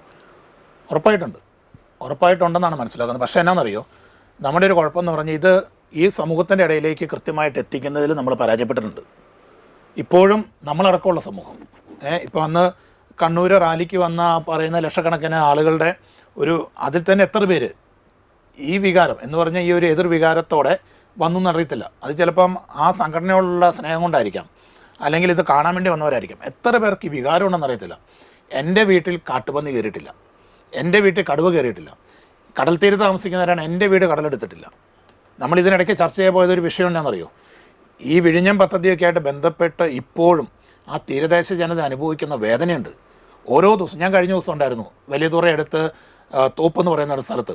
ഞാൻ ചെന്ന വീടിൻ്റെ തൊട്ടടുത്ത വീട്ടിൽ 2 ദിവസം മുന്നേ 2 റൂം പൊളിഞ്ഞു പോയി വെള്ളം അടിച്ചിട്ട്. അതായത് ഡൊമസ്റ്റിക് എയർപോർട്ടിൻ്റെ അവിടെ നിന്ന് 3 നേരം വീട് കഴിഞ്ഞ 4ാമത്തെ വീട് കടലായി. അത്രയും കയറി വന്നു. അവിടെ 7 നേരം വീടുണ്ടായിരുന്ന പറയണേ. അത് കഴിഞ്ഞിട്ട് 1 കിലോമീറ്ററോളം തീരം. ആ തീരമാണ് പോയിട്ട്, ഈ വീടും പോയിട്ട് ഇനിയിപ്പോൾ 2-3 വീടുകളുള്ളൂ, ബാക്കി മുഴുവൻ പോയി. അത്ര ഇവരനുഭവിക്കുന്ന വിഷമം ഒന്ന് ആലോചിച്ച് നോക്കിയേ. അതൊന്നും ആർക്കും വേണ്ട. ഈ തീരദേശ ജനതയുടെ കഷ്ടപ്പാടുകളൊന്നും ആരും ചർച്ച ചെയ്യുന്നില്ല. അതുപോലെ തന്നെയാണ് മലയോര കർഷകർ. എൻ്റെ വീട്ടിൽ പുലി കയറിയിട്ടില്ല, എൻ്റെ മക്കളെ ആരും പിടിച്ചിട്ടില്ല. അവിടെ ഒരു സ്ത്രീയെ കടുവ പിടിച്ച് കൊന്ന് വലിച്ചു കയറിയ സമയത്ത് വകുപ്പ് മന്ത്രി കോഴിക്കോട് നിന്ന് പാട്ടുപാടുമായിരുന്നു. അങ്ങനെ ഒരു മന്ത്രിയാണ് ഇപ്പോൾ മത്സരിക്കുന്നത്. എന്തായാലും നല്ലൊരു തീരുമാനം എടുത്തിട്ടുണ്ട്. അവിടെ കർഷക മുന്നണി സ്ഥാനാർത്ഥി വന്നിട്ടുണ്ട്. ഇന്ന് അവിടെ ഡിക്ലറേഷൻ വന്ന് മത്സരിക്കുന്നുണ്ട്. അത് അങ്ങനെ ഉറപ്പിച്ചു. പക്ഷേ അപ്പോഴും ഞാൻ പറയുന്നത് വെച്ചാൽ അവിടെ അപ്പോഴും ഈ LDF എന്ന് പറയുന്ന, അതായത് ഈ LDFൻ്റെ വോട്ടുകൾ അവിടെ ഇളകുമെന്നുള്ളതാണ് സംശയം. അവിടെ ഞാൻ കാരണത്തിലേക്ക് വരുന്നത്. ഇതിന് കാരണം എന്നാണെന്നറിയോ, ഈ വിഷയങ്ങളൊന്നും ചർച്ച ചെയ്യപ്പെടാത്തതിൻ്റെ കാരണം നമുക്ക് പറയുമ്പോൾ വിഷമമുണ്ടെങ്കിലും ഇന്നും ക്രൈസ്തവ സമൂഹം ഒന്നിച്ച് ഈ വിഷയത്തിൽ നേരിടുന്നില്ല എന്നുള്ളതാണ്. എന്ന് പറഞ്ഞാൽ തീരദേശത്തെ ജനതയുടെ വിഷമം എൻ്റെ മലയോരത്തെ ജനതയുടെ പ്രശ്നമല്ല. മലയോരത്തെ ഒരുത്തനെ പുലി പിടിക്കുന്നത് തീരദേശം പോയിട്ട് സിറ്റിയിലുള്ളവർക്ക് ബാധിക്കുമോ? ബാധിക്കില്ല. അവർക്കത് ഇപ്പം ഇവിടെ ഇരിക്കുന്ന ചാലക്കുടിയിലിരിക്കുന്ന അങ്ങയെ സംബന്ധിച്ചിട്ട് വിഷയമല്ല. മനസ്സിലായല്ലോ. ജാതി കർഷകൻ്റെ ജാതി വെയിൽ കാരണം ഉണങ്ങിപ്പോകുന്നു, വെള്ളം കിട്ടാതെ ഉണങ്ങിപ്പോകുന്നു. അത് അങ്ങ് കോട്ടയത്ത് റബ്ബർ കൃഷി ചെയ്യുന്നവർക്ക് പ്രശ്നമല്ല. റബ്ബറിന് വില കിട്ടാത്തത് പാലക്കാട് തെങ്ങ് കൃഷി ചെയ്യുന്നവരെ സംബന്ധിച്ചിട്ട് പ്രശ്നമല്ല. അല്ലെങ്കിൽ ഇടുക്കിയിലെ ഏലകൃഷിക്കാരനെ സംബന്ധിച്ചിട്ട് പ്രശ്നമല്ല. ഒരു കർഷകൻ്റെ പ്രശ്നം എൻ്റെ പ്രശ്നമാണ് എന്ന് തോന്നുന്ന ഒരവസ്ഥ എന്ന് കേരളത്തിന് വന്നോ അന്നേ ഈ കാര്യത്തിലൊരു ഐക്യം രൂപപ്പെടുള്ളൂ. ഇത് അറിയാഞ്ഞിട്ടല്ല, പക്ഷേ എനിക്ക് ഒന്നും ചെയ്യാൻ പറ്റില്ല, എനിക്ക് സംഘടിക്കാൻ പറ്റില്ല എന്ന ഒരു നിസ്സഹായ അവസ്ഥ ഇവിടെ വന്നു ചേർന്നിട്ടുണ്ട്. അതിലുമുപരി നമ്മളുടെ ഇടയ്ക്ക് വന്നിരിക്കുന്ന ഏറ്റവും ഉള്ള ദോഷം, നമ്മളെല്ലാം രാഷ്ട്രീയ അടിമത്തത്തിലാണ്. തീർച്ചയായിട്ടും എല്ലാവരും രാഷ്ട്രീയ അടിമത്തം, ഒന്നെങ്കിൽ കോൺഗ്രസ് അല്ലെങ്കിൽ CPM അല്ലെങ്കിൽ BJP. ഈ രാഷ്ട്രീയ അടിമത്തത്തിൽ നിന്ന് മാറി ഒരു കോമൺ കോസിന് വേണ്ടി ഒന്നിച്ചു നിൽക്കാനുള്ള ഒരു പവർ, ധാർമ്മികമായ ഒരു ശക്തി നമുക്ക് നഷ്ടപ്പെട്ടു. അവിടെയാണ് ക്രിസ്ത്യാനി ശരിക്കും പരാജയപ്പെട്ടത്. അല്ലെങ്കിൽ തീർച്ചയായിട്ടും ഈ വിഷയത്തിലൊക്കെ കോശി കമ്മീഷൻ്റെ കാര്യത്തിൽ നിന്നൊന്നുമല്ല, സെക്രട്ടറിന് മുന്നേ 4 ദിവസം പോയി സെക്രട്ടേറിയറ്റ് ഉപരോധിച്ച് കഴിഞ്ഞാൽ അന്നേ പുറത്തു വിടാൻ പറ്റിയേനെ. കാരണം നമുക്ക് അതിനുള്ളൊരു ശക്തിയില്ലാതെ പോയി. ഈ റബ്ബർ കർഷകരുടെ പ്രശ്നം ഗവൺമെൻറ് ഇത്ര നീട്ടിക്കൊണ്ട് പോകത്തില്ല. കാരണം 4 ദിവസം സെക്രട്ടേറിയറ്റ് ഉപരോധിച്ച് ജനങ്ങൾ പുറത്തിറങ്ങി എന്ന് പറഞ്ഞാൽ ഈ പറയുന്ന ഈ മുനമ്പത്തേക്ക് ഒഴുകിയതുപോലെ രാഷ്ട്രീയ നേതാക്കന്മാർ, രാഷ്ട്രീയ പാർട്ടികൾക്ക് അതീതമായിട്ട് ഒഴുകിയേനെ. അത് ഒഴുകാൻ, അങ്ങനെ സംഘടിക്കാൻ നമുക്ക് പറ്റുന്നില്ല. തീർച്ചയായിട്ടും അതൊക്കെയാണ് നമ്മുടെ ക്രൈസ്തവരുടെ ഡിവിഷൻ. ഇപ്പോൾ നമ്മളിപ്പോൾ ഇതുവരെ ചർച്ച ചെയ്യാത്തൊരു വിഷയത്തിനോട് വരാണെങ്കിൽ NDA ഇപ്പോൾ ഈ ഒരു വിഷയം ഇപ്പോൾ LDF സർക്കാരിനെതിരെയുള്ള അല്ലെങ്കിൽ ക്രൈസ്തവർക്കെതിരെ LDF സർക്കാരിൻ്റെ ഭാഗത്തു നിന്ന് വന്നിരിക്കുന്ന പല കാര്യങ്ങളും ഇപ്പം നമ്മൾ ചർച്ച ചെയ്ത് ഇത്രയും വിഷയങ്ങളുണ്ട്. പക്ഷേ ഇതൊന്നും അവർക്കെതിരെ ആവുന്നില്ല എന്നുള്ള വെച്ചാൽ ക്രൈസ്തവരെ സംബന്ധിച്ചിടത്തോളം ഇപ്പോൾ UDFൻ്റെ ഭാഗത്തായാലും അവർ നമ്മൾ അവിടെയും ക്രൈസ്തവർ സേഫ് അല്ല എന്നുള്ള ചിന്താഗതിയുണ്ട്. കാരണം ഇപ്പോൾ ഈ കഴിഞ്ഞ ദിവസം VD സതീശൻ്റെ ഭാഗത്ത് അദ്ദേഹം പിറ്റേ ദിവസം അത് തിരുത്തി. അദ്ദേഹം ലത്തീൻ സമുദായത്തിനെതിരല്ല, അതായത് വോട്ട് ബാങ്ക് കയ്യിലുണ്ടെങ്കിൽ അത് കയ്യിൽ വെച്ചാൽ മതി എന്നുള്ളത്. പക്ഷെ അദ്ദേഹം ഒരിക്കലും മലപ്പുറത്ത് പോയി അത് പറയില്ല. അദ്ദേഹം മലബാർ ഏരിയയിൽ വന്നിട്ട് ഒരിക്കലും VD സതീശൻ ഈ വാക്ക് പറയില്ല, വിവരം അറിയും. പക്ഷേ കൊച്ചിയിൽ അദ്ദേഹം പറയും, അല്ലെങ്കിൽ എറണാകുളത്ത് പറയും. പക്ഷേ എറണാകുളം എന്ന് പറയുന്നത് ലത്തീൻ സമുദായത്തിൻ്റെ ശക്തി കേന്ദ്രമാണ്. പക്ഷെ അവിടെ അത് പറയും. കാരണം അത് പറഞ്ഞാലും അദ്ദേഹത്തിന് അറിയാം, അദ്ദേഹത്തിന് കുറച്ച് കിട്ടേണ്ടത് അവിടെ തന്നെ കിട്ടും. കാരണം അത്തരത്തിൽ അത് ഏറ്റെടുക്കില്ല എന്ന്. പക്ഷേ പിറ്റേ ദിവസം അദ്ദേഹം അത് മാറ്റി. പക്ഷെ അത് പറഞ്ഞത് ലത്തീൻ സമുദായത്തിൻ്റെ എതിരെ അവർക്ക് ഇത്തരത്തിൽ അവർ നോക്കുമ്പോൾ, ജനങ്ങൾ നോക്കുമ്പോൾ ഓക്കെ അവിടെ നിന്നും ഞങ്ങൾക്ക് കിട്ടുന്നില്ല. അങ്ങനെ ഈ രണ്ട് മുന്നണിയിൽ നിന്നില്ലാത്ത ക്രൈസ്തവ സമൂഹം ഇന്ത്യയിലേക്ക് പോയിട്ടുണ്ടോ? എന്താണ് പറയാനുള്ളത്? ഒരു പരിധി വരെ പോയിട്ടുണ്ട്. ഒരു ചെറിയ ചായ്വുണ്ട് എന്ന് നമുക്ക് പറയേണ്ടി വരും. അത് നമുക്ക് നിഷേധിക്കാൻ പറ്റില്ലല്ലോ. ഇവിടെ കോൺഗ്രസിനെ സംബന്ധിച്ചിട്ട് അതിലേക്ക് പോയിട്ട് പ്രത്യേകിച്ച് നേട്ടമുണ്ടെന്ന് ഇപ്പം ജനങ്ങൾ വിശ്വസിക്കുന്നില്ല, പ്രത്യേകിച്ചും ക്രൈസ്തവ സമൂഹം. അതിന് പല കാരണമുണ്ട്. ഒന്ന് ജമാഅത്തെ ബന്ധങ്ങളുണ്ട്, കോൺഗ്രസിൻ്റെ രാഷ്ട്രീയ നിലപാടുകളുണ്ട്, ഈ മുൻപം പോലുള്ള വിഷയങ്ങൾ അവർ കൈകാര്യം ചെയ്ത വിഷയങ്ങളിൽ പരാജയമുണ്ട്, തീവ്രവാദ നിലപാടുകളോട് സോഫ്റ്റ് കോർണറെല്ലാം വെച്ചിട്ട് കോൺഗ്രസിനോടൊരു അകൽച്ച വന്നിട്ടുണ്ട്. അത് പക്ഷേ NDAയിലേക്ക് പതുക്കെ എത്തപ്പെട്ടിട്ടുണ്ട്. പക്ഷേ NDAയുടെ പ്രശ്നം എന്നാ, ഒരു സൈഡിൽ കൂടെ ഇവിടെ ചേർത്ത് പിടിക്കാൻ ശ്രമിക്കുമ്പോൾ തന്നെ മറു സൈഡിൽ കുത്തു വന്നുകൊണ്ടിരിക്കുക. അപ്പോൾ ഇന്ന് വിശ്വസിക്കാൻ പറ്റാത്തൊരു പാർട്ടിയായിട്ട്, മുന്നണിയായിട്ട് NDA മാറ്റപ്പെട്ടുകൊണ്ടിരിക്കുക. കാരണം എന്ന് വെച്ചാൽ കേരളത്തിൽ ഇവിടെ ചേർത്ത് പിടിക്കുമ്പോൾ നോർത്ത് ഇന്ത്യയിൽ എവിടെയെങ്കിലും കുത്തും, പ്രശ്നം ഉണ്ടാക്കും. കാരണം അത് അടിസ്ഥാനപരമായിട്ട് ഈ ക്രൈസ്തവനെ സംബന്ധിച്ചിട്ട് ഞാൻ പറയുകയാണെങ്കിൽ ഈ പറയുന്ന LDFനെ വിശ്വസിക്കാൻ പറ്റില്ല, UDFനെ വിശ്വസിക്കാൻ പറ്റുന്നില്ല, NDAനെ വിശ്വസിക്കാൻ പറ്റില്ല. കാരണം NDA മുന്നണിയെ സംബന്ധിച്ചിട്ട് RSS നേതൃത്വം കൊടുക്കുന്ന മുന്നണിയെ സംബന്ധിച്ചിട്ട് ക്രൈസ്തവരെ ഈ രാജ്യത്ത് തന്നെ ഇല്ലായ്മ ചെയ്യാൻ ശ്രമിക്കുന്ന വിഭാഗം. ഇസ്ലാം ഈ കോൺഗ്രസിനെ സംബന്ധിച്ചിട്ട് അവർക്ക് ക്രിസ്ത്യാനിനെ പ്രീണിപ്പിക്കാതെ അവർ ആരെയാണ് പ്രീണിപ്പിക്കാൻ നോക്കുന്നത്? മുസ്ലിം സമൂഹത്തെ പ്രീണിപ്പിക്കും. കാരണം ക്രിസ്ത്യാനി ഇല്ലെങ്കിൽ അവർക്ക് ജയിക്കാൻ പറ്റുന്ന ഒരവസ്ഥയാണ്. ഈവൻ ഇപ്പോൾ ചാലക്കുടിയിലേക്ക് നോക്കിയാൽ പോലും അവരെ സംബന്ധിച്ചിട്ട് അങ്ങനത്തെ ഒരു കാഴ്ചപ്പാട് അവർ നിൽക്കുന്നത്. CPMനെ സംബന്ധിച്ചിട്ട് ക്രിസ്ത്യാനി ഉണ്ടേലെന്നാ ഇല്ലേലെന്നാ അവർക്കൊരു മിനിമം വോട്ടേ ക്രൈസ്തവ സമൂഹത്തിൽ നിന്നുള്ളൂ എന്ന് അവർക്ക് കൃത്യമായിട്ട് അറിയാം. അതുകൊണ്ട് അവർക്ക് വേണ്ട. പിന്നെ കുറച്ച് ലത്തീൻ സമുദായത്തിൽ നിന്നുള്ള വോട്ടുകളാണ് കിട്ടിക്കൊണ്ടിരുന്നത്. അതിനെപ്പോലെ അവർ പണക്കിക്കൊണ്ടിരിക്കുക. അതുകൊണ്ട് ഈ 3 മുന്നണികൾക്കും ആവശ്യമില്ലാത്തൊരു വിഭാഗമായിട്ട് ഇപ്പോൾ വന്നേക്കാണ് ക്രൈസ്തവ സമൂഹം. NDAയിലേക്ക് പോകുന്നുണ്ടെങ്കിലും അത് പോകുന്നവർ പലരും ഇപ്പോൾ കുറച്ചൊന്ന് അനങ്ങി വന്നപ്പോഴേതാണ്ട് ഈസ്റ്റർ അവധി പ്രശ്നം വന്നു. അത് കയറി അത് ഇഷ്യൂവായി നിൽക്കുകയാണ്. ഗവൺമെൻറ്റിന് മിണ്ടാതിരിക്കാൻ പറ്റത്തില്ല. അതോടൊപ്പം തന്നെ എന്ത് വന്നു, ഇപ്പോൾ BJP സീലിൻ്റെ ഇഷ്യൂ വന്നു. ഇതെല്ലാം ക്രൈസ്തവ സമൂഹമാണ് ഏറ്റവും വിദ്യാഭ്യാസപരമായിട്ട് മുന്നോട്ട് നിൽക്കുന്നുണ്ട്. അവർ ചർച്ച ചെയ്യും. അങ്ങനെ മത്സരിക്കാനായിട്ട് നേതാക്കൾ വരുന്നുണ്ടെങ്കിലും ക്രൈസ്തവരാരും പൊട്ടന്മാരല്ല. ക്രൈസ്തവർക്ക് എന്താണ് മുൻപിൽ നടന്നതെന്നുള്ളത് നമുക്ക് കൃത്യമായിട്ട് അറിയാം. ഈ കഴിഞ്ഞ നോർത്ത് ഇന്ത്യയിൽ നടന്ന പ്രശ്നങ്ങൾ തന്നെ നമുക്ക് സിസ്റ്റേഴ്സിന്റെ പ്രശ്നമാണെങ്കിലും ഛത്തീസ്ഗഡിലെ പ്രശ്നങ്ങളൊക്കെ ആണെങ്കിലും ഇത് നമുക്ക് ബോധവാന്മാരാണ്. NDAയുടെ സ്ഥാനാർത്ഥി പക്ഷെ എന്നാലും ഒഴുക്കുണ്ടല്ലോ, ചെറിയൊരു ഒഴുക്ക് എന്തായാലും നമുക്ക് അതാണ്. കാരണം എന്ന് വെച്ചാല് കഴിഞ്ഞ കാലങ്ങളിൽ ഇപ്പോൾ BJP അല്ലെങ്കിൽ NDA മുന്നണി ഇവിടെ ഉണ്ടായിരുന്ന ആ ഒരു എന്താ പറയുക, ഒരു ഭ്രഷ്ട് കൽപ്പിച്ചിട്ടുള്ള അകൽച്ച ഈ ഒരു തെരഞ്ഞെടുപ്പിൽ നമുക്ക് കാണാൻ സാധിക്കുന്നില്ല. നമ്മൾ മൊത്തത്തിൽ നോക്കുമ്പോൾ ഏറ്റവും കൂടുതൽ കാര്യം 2020 അവരിപ്പോൾ 2020 എന്ന പാർട്ടി അത് ഓൾറെഡി NDAയിലേക്ക് പോയത് അല്ലെങ്കിൽ BJPയോട് കൂട്ട ആ പാർട്ടിയുടെ വിശ്വാസത എത്രത്തോളം കുറയ്ക്കും എന്നുള്ളത് അത് നമുക്ക് ഈ തെരഞ്ഞെടുപ്പ് കഴിയുമ്പോൾ നമുക്ക് ചർച്ച ചെയ്യേണ്ടി വരും. എത്രത്തോളം അവർക്കത് പക്ഷെ എങ്കിൽ കൂടി 2020 സ്ഥാനാർത്ഥികളെ വെച്ചിരിക്കുന്നതിനകത്ത് ഭൂരിപക്ഷവും ക്രൈസ്തവ സമുദായ സംഘടനകളിൽ നിന്നും അല്ലെങ്കിൽ ക്രൈസ്തവരുമായി ചേർന്ന് പ്രവർത്തിക്കുന്ന കൂടുതൽ പേരും 2020 തീർച്ചയായിട്ടും അത് 19 സീറ്റാണ് BJP അവർക്ക് കൊടുത്തിരിക്കുന്നത്. അതിന്റെ പിന്നിലുള്ള എന്തായിരിക്കും? കാരണം വെച്ച് കഴിഞ്ഞാൽ കേരളത്തിന്റെ പല മേഖലയിലും BJPക്ക് പോലും ശക്തമായ വേരോട്ടുള്ള പല മേഖലയിലും 2020 സ്ഥാനാർത്ഥികളെ നിർത്തിയിരിക്കുകയാണ്. പല ആളുകളെയും വെക്കുന്നു. ഒരുപക്ഷെ അവർക്ക് സ്ഥാനാർത്ഥികളെ പോലും കിട്ടാനില്ല. അതുകൊണ്ടാണല്ലോ സീരിയൽ താരങ്ങളിലേക്ക് വരിവരിയായിട്ട് പോയത് പോലും. അതായത് അവർക്ക് നിർത്താനുള്ള സ്ഥാനാർത്ഥികളെ കിട്ടുന്നില്ല. അല്ലെങ്കിൽ അതിന്റെ പിന്നിൽ വേറെ പല കാര്യങ്ങളും കൂടി ഉണ്ടാവും അല്ലെ? എന്താ സാർ പറയാനുള്ളത്? പല കാരണങ്ങളുണ്ട് തീർച്ചയായിട്ടും. ഇപ്പം കൊടുങ്ങല്ലൂർ ഗോപാലകൃഷ്ണൻ പാവം അദ്ദേഹം കഷ്ടപ്പെട്ട് 3-4 വർഷം വർക്ക് ചെയ്ത് അവിടെ സെറ്റപ്പ് ആക്കി വെച്ചതാണ്. അതിനെ മുഴുവൻ പൊളിച്ചല്ലേ. അങ്ങനെയുള്ള ഇതിനകത്ത് ഏറ്റവും വിചിത്രമായിട്ട് തോന്നുന്ന ഏറ്റവും പ്രൈം സീറ്റുകൾ തൃപ്പൂണിത്തറ, കൊടുങ്ങല്ലൂർ, ഇങ്ങനെയുള്ള ഏറ്റവും പ്രധാനപ്പെട്ട ക്രീമായിട്ടുള്ള മണ്ഡലങ്ങൾ പോലും 2020 കൊണ്ടുപോയി കൊടുത്തത്. അതിനകത്ത് തീർച്ചയായിട്ടും 2-3 കാര്യങ്ങൾ നമുക്ക് കാണാൻ സാധിക്കും. ഒന്ന്, അതിനകത്ത് ഒരു രാഷ്ട്രീയമുണ്ട്. പിന്നെ 2, നമ്മൾ ആദ്യത്തെ പാർട്ടി നമ്മളൊന്ന് ചർച്ച ചെയ്ത്, അതായത് കോൺഗ്രസിനെ ഇല്ലായ്മ ചെയ്യുക എന്ന ഒരു അജണ്ട ആർക്കുണ്ട്? BJP. അപ്പോൾ അതിന് ഏറ്റവും നല്ല സംഭവം ഇത് പഠിച്ച് പതുക്കെ കമ്മ്യൂണിസം പതുക്കെ ഇല്ലാതാവും. കാരണം കമ്മ്യൂണിസ്റ്റ് പാർട്ടിയുടെ തൊഴിലാളി വർഗ സിദ്ധാന്തങ്ങളെല്ലാം നഷ്ടപ്പെട്ട് അത് ബൂർഷ ഒരു ക്യാപിറ്റലിസ്റ്റ് മോണോപ്പൊളിറ്റിക് ആയിട്ടുള്ള ഒരു സിസ്റ്റത്തിലേക്ക് എത്തപ്പെട്ട് കഴിഞ്ഞു. ഈ ഒരു എന്താ പറയാ അന്തം എന്ന രീതിയിൽ പഴയ തലമുറയുണ്ട്. അത് കഴിഞ്ഞു. അതും അവരും ഇപ്പം എങ്ങനെയും പൈസ ഉണ്ടാക്കാനുള്ള ഓട്ടത്തിലാണ്. ലോക്കൽ കമ്മിറ്റി ആണെങ്കിൽ പോലും അങ്ങനെ ഒരു അവസ്ഥയിൽ എത്തി നിൽക്കുന്നത്. അപ്പോൾ അത് പതുക്കെ തന്നെ ഡെഡ് ആവും എന്നുള്ളത് ഇവർക്കറിയാം. BJPക്ക് നന്നായിട്ട് അറിയാം. BJP ഇത് വളരെ തന്ത്രപൂർവ്വം പരീക്ഷിച്ച് വിജയിച്ച് വരിക. അപ്പോൾ ഈ കോൺഗ്രസിനെ പുറത്താക്കണമെങ്കിൽ കട്ട മത്സരം ഒഴിവാക്കിക്കൊണ്ട് ഒരു പൊളിറ്റിക്കൽ തന്ത്രം എടുത്തതാവാനും ഒരു സാധ്യതയുണ്ട്. 2, ഇതിനകത്ത് രാജീവ് ചന്ദ്രശേഖർ എന്ന് പറയപ്പെടുന്ന വ്യക്തി, അദ്ദേഹം നല്ലൊരു കോർപ്പറേറ്റ് മുതലാളിയാണ്. സാബു എന്ന് പറയപ്പെടുന്നയാളും നല്ലൊരു കോർപ്പറേറ്റ് മുതലാളിയാണ്. ഇതിനകത്തൊരു ബിസിനസ് ഡീലിൽ നിന്ന് എങ്ങനെ ഉറപ്പിക്കാൻ പറ്റും?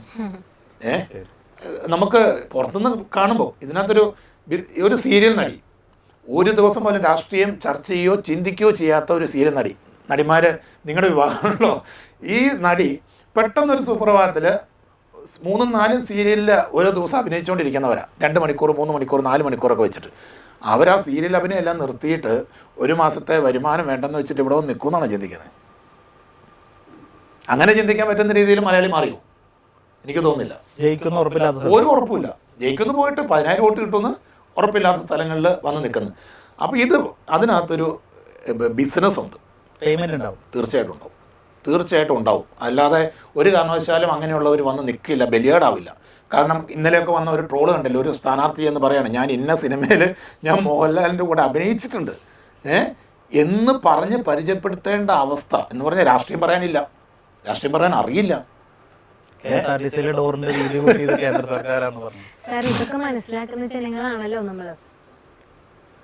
മനസ്സിലാക്കുന്നുണ്ട്. എന്നിട്ടും ഈ ഒഴുക്ക് എന്താണെന്നുള്ളതാണ് ഞാൻ ചോദിച്ചത്. ഞാൻ മുമ്പേ ചോദിച്ചു നിർത്തിയത് ഇതൊക്കെ ആയിട്ടും ഒരു ഒഴുക്കുണ്ട്. ഇപ്പം ഷോൺ ജോർജ് പാലായി നിൽക്കുന്നു. പാലായി മത്സരിക്കുന്ന നല്ല മത്സരം നടക്കുന്ന ഒരു സ്ഥലം പാല. ഒരു ഉദാഹരണം ഞാൻ പറഞ്ഞാൽ NDA മുന്നണിയിൽ നിന്ന് മത്സരിക്കുന്നു. ഈ ഷോൺ ജോർജിന് വേണ്ടി വർക്ക് ചെയ്യാൻ വയനാട്ടിൽ നിന്ന്, കണ്ണൂരിൽ നിന്ന് ഒക്കെ ക്രിസ്ത്യാനികളായ നല്ല ആളുകൾ, ഇന്ന് വരെ കോൺഗ്രസിൻ്റെയോ അല്ലെങ്കിൽ ഇടതുപക്ഷത്തിനോ കൂടെ നിന്നവർ അതൊക്കെ വിട്ട് വന്ന് വർക്ക് ചെയ്യണമെങ്കിൽ ഒരു ഒഴുക്കില്ല, ഒരു ചായവില്ല എന്ന് നമുക്ക് പറയാൻ പറ്റില്ല. ഇത്രയൊക്കെ ഈ നോർത്ത് ഇന്ത്യയിൽ ഛത്തീസ്ഗഡിൽ ഈ പ്രശ്നം ഉണ്ടായി. ഇതപ്പോൾ ഇന്ന് ഞാൻ ഇങ്ങോട്ട് വരുന്ന വഴിക്ക് ഒരു സിസ്റ്ററുടെ ആങ്ങളെ എനിക്കൊരു വീഡിയോ അയച്ചു തന്നു. കോൺവെൻറ്റിനോട് ചേർന്നുള്ള ഒരു വില്ലേജിലെ ക്രിസ്ത്യൻ വീടുകളെല്ലാം തെരഞ്ഞു പിടിച്ച് ഹിറ്റാച്ചിക്ക് പൊളിച്ചുകൊണ്ടിരിക്കുക. എന്നാൽ ഹിന്ദു വീടുകളൊന്നും പൊളിക്കുന്നില്ല. ഇപ്പോൾ ഇന്ന് നടന്നുകൊണ്ടിരിക്കുക. ആ സ്ഥലമൊക്കെ ഉണ്ട്, കൃത്യമായിട്ട് എനിക്ക് നോക്കിയാലേ പറയാൻ പറ്റുള്ളൂ. അങ്ങനെ അതുമാതിരി നടക്കുന്നു.